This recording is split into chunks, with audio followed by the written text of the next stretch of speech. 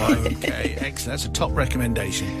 Okay, so thanks very much for the today's confession from Scarface Mcgee. Sends in this one, and I did mention last week about accents. Oh yeah. So really? Yes, I'm afraid there's going to be another one. Bring it on. Yes. Scarface says, Father Simon, the Entourage Brother Matthew, and Sister Susie Katie. This confession goes back to 1998. I was working away from home for a few weeks, working on a barge for an electrical company. After working there, I started getting sent out to go to suppliers to get electrical items for the job. We soon found that there was a supplier who had most of the things that we needed. And after going there a few times, I got to know all the people there, especially one man who we're going to call Jez, who always made me a coffee, gave me biscuits, and we became good friends. The suppliers didn't mind him looking after me like this, as we were buying a lot of stuff from there.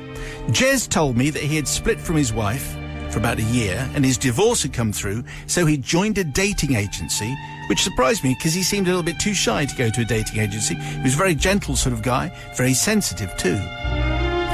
He told me that he went out for a few dates, and some of them he never saw again, and some lasted a bit longer, you know the way it is. And I looked forward to finding out how the dates had gone. But my job finished, and it was time to go home. So we decided to take turns ringing each other for a chat. This had been going on for a few weeks when he told me about a date he'd gone on with a lady who was a fabulous woman. He was very, very keen indeed, but it was obvious to him that she still hoped to get back with her ex. One night I was sitting at home with my wife when I decided on what was going to be a rather fabulous 5-star wheeze. I borrowed my wife's phone so that he wouldn't know it was me. When he answered the phone, I put on a voice. I put on a voice which I thought sounded a bit like Ray Winston. Oh, you're kidding. Oh, come on. That's what it says here. Oh. I said...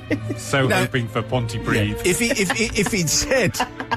I thought I sounded like Jimmy Nesbitt. We'd have been back to where we were with the Ian Paisley. Okay. Anyway, so I put on this voice. Is that Jez? And Jez says, yes. I then said, Jez, me and you... Shut it. Shut it. Shut it. Me and you need to get together for a natter. A little face-to-face chat. Jez meekly said, why? I then said... I know you've been seeing my missus. You've been seeing my Polly, and I am very, very disappointed in this situation. Very disappointed indeed, and I don't like to be disappointed. Well, there was panic in Jez's voice as he said, "No. She's divorced. She's not anyone's missus. She told me." So, keeping the hard man voice going, I said, "Is that so? Well, you think she ain't my missus? My Polly? Well, here's the news to you, Jez. She ain't divorced, and you and me, we need a chat." Well, Jez was now clearly panicking and said he wasn't going to meet me, so I said, "Shut it." Of course he did. Of course he did. Yeah. I know where you work. I am gonna come and see you. I know your office, sunshine. Which I obviously did, because I bought it.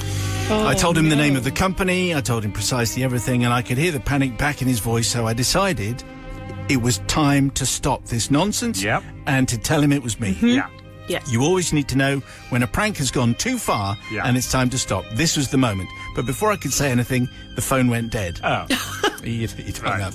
So I grabbed my phone and I rang his number, but he'd turned his phone off. I kept trying to ring him, but he never turned it on. And as I wasn't local, I decided I would ring him first thing in the morning, but his phone was still turned off. I had to go to work, so the first chance I got, I rang his work, only to be told that he'd rung in sick. After trying him a few more times, I decided I would have to ring his company, tell them what I had done, and ask them to tell him, as they could let him know that no one was after him.